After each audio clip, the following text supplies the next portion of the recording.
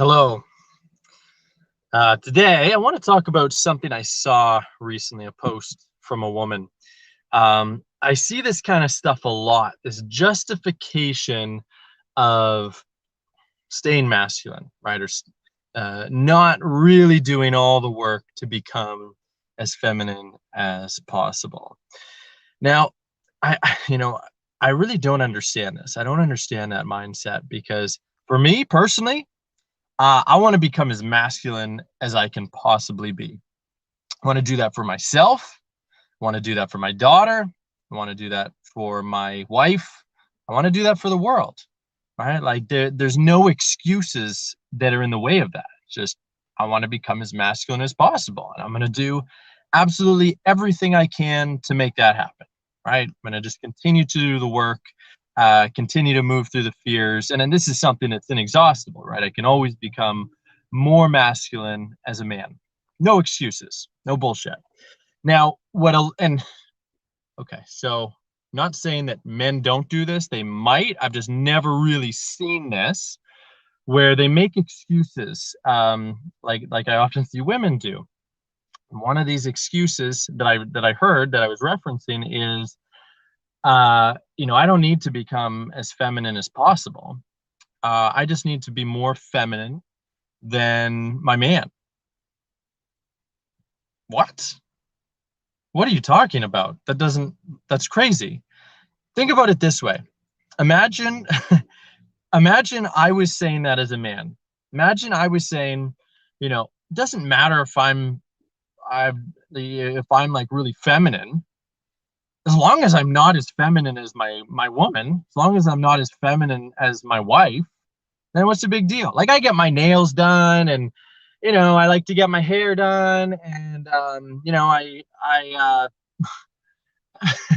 really passive and submissive, and what other things typical of a woman? Like just really feminine and radiant and all that stuff. But my woman, she's more feminine, so it's okay. Mm, doesn't that sound really messed up? Of course, it sounds messed up. Putting it in the context of if I was saying that as a man, now it should make a lot more sense to women that like why would a woman ever make that kind of justification? Why would she ever make that excuse? And here's the thing, imagine I was making those excuses as a man, right? Like, oh, I can be feminine as long as my woman is even more feminine than me. It's not just an excuse. It's also, okay, I'm going to say it. It's really selfish. It's really selfish.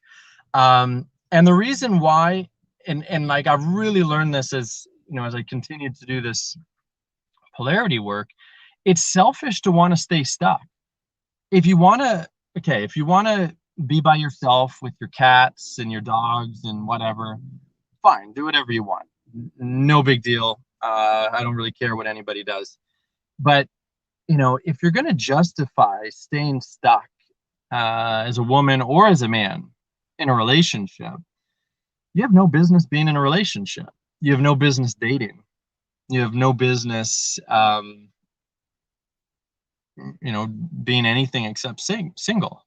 Like my mindset with my wife is I want to become the most masculine man I can be for her, right? Because I want to make her life continually easier. I want to be able to meet her needs as much as possible. I want us to feel as connected as we possibly can, feel as attracted to each other as much as possible, have her feel as considered and cherished as possible. That's just, I think, what a partner would normally want, right, with another partner, like if you really care about your partner. So to justify staying stuck in any way, like, it's not a big deal if I'm like pretty masculine, as long as I'm less masculine than my man. No, because guess what? His needs aren't going to be met. All right. Women have to really understand this. If you are masculine, the more masculine that you are, the less your man's needs are going to be met. Okay. It doesn't matter if you are less masculine than your man. Okay. Just because you're not, you know, the one that's telling him what to do, right? Like maybe there's a little bit of polarity because he's more masculine, and maybe because he's polarized you a little bit into your feminine. But I got news for you. A lot of his needs are not going to be met. Now, early on during dating, it's not that big a deal. Well, it would be for me, but for a lot of men, they just won't really feel it. But later on, once all those nice endorphins and everything start to wear off, it's going to become an increasingly big deal. Okay. And some men are very just accepting and tolerant of whatever. But really what they're doing, whether they're aware of it or not, is they're just accepting their needs not being fully met. I know for myself, I am not the person that can tolerate that shit. I know exactly what my needs are. I know that I need the most feminine woman possible. I want to become the most masculine man for her possible. And I want to have as much polarity in that relationship as I can, right? So with my wife, I want her to be as submissive as she could possibly be, as permissive, submissive, vulnerable, radiant, soft. All right. And I want to be the complementary opposite for her because I know that she needs that. Anything less than that, there is going to be some needs that are not fully met. Now, a lot of people have needs that are just, they're not fully aware of them. They're not fully connected to their needs. They've disowned them. They've suppressed them in some way. They've, made excuses. When you're in a relationship and you're just not feeling like, put it this way, when you're in a relationship and you're just not feeling amazing all the time, you don't feel like super connected and passionate and attracted to your partner and, just feeling great all the time. Guess what that means? It means that some of your needs aren't being met. Your body's telling you. Your fucking body's telling you all the time when your needs are being met and when they're not being met. Now, okay, to be fair, there can be some stuff like your own wounding and everything. I don't want to put it all on another partner, but for the most part, that really is true. Okay, really, as a general rule, we'll call it as a general rule, that really is true. And why would a woman make excuses about that? Why would a man make excuses about that? Why would anybody make excuses about that? That can only really be possible when either you don't truly,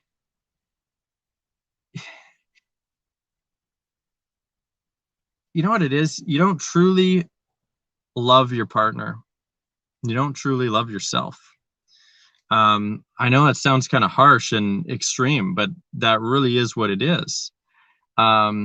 Just staying in pseudo growth, pseudo polarity, not really moving towards your potential, not really moving towards the relationship's potential. It could be so much more. And I really want to get everybody motivated to do this work and take it as far as it can possibly go, because it only gets better. Your life only gets better. Your relationship only gets better. Your dating life, if you're single, only gets better. But step number one is to stop making any fucking excuses. Just no more excuses. You get nowhere with excuses. You get nowhere by justifying, at least my man is more masculine than I am, so it's not a big deal. You get nowhere with that.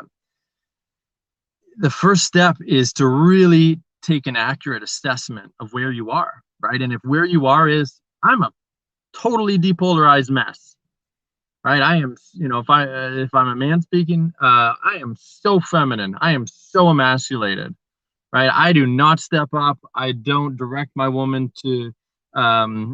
towards what I want her to do. I don't direct her into feminine communication. I don't open her up into her feminine radiance.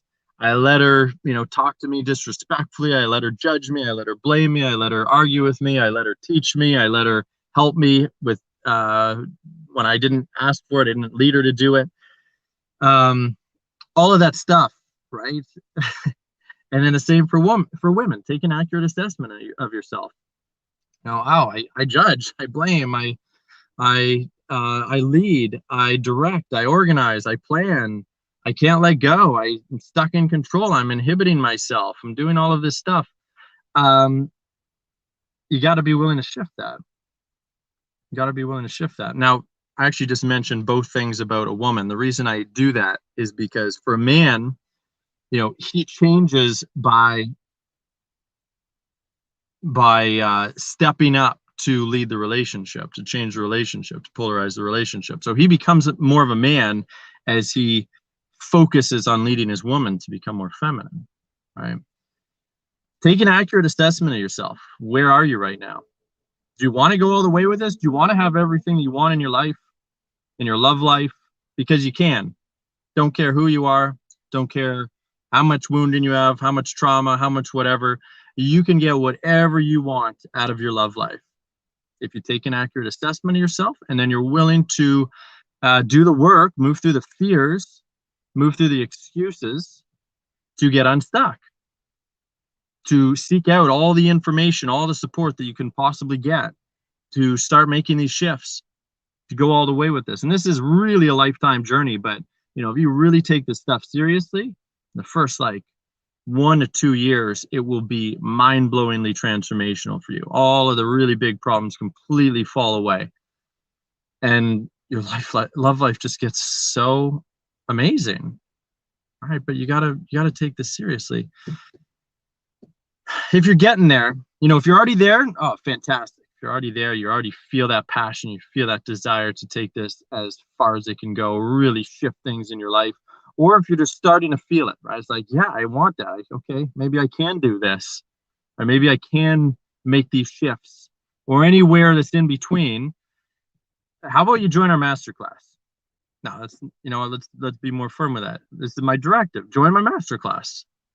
Join our masterclass with Mark Binet and I, where we'll teach you all of this. We teach you all the basic understanding of what you need to know about masculine and feminine communication, how to lead as a man, how to submit as a woman, and how to properly communicate that, right? It all comes down to communication. If you don't know how to communicate, you can't do any of this stuff. You can't polarize. It's impossible.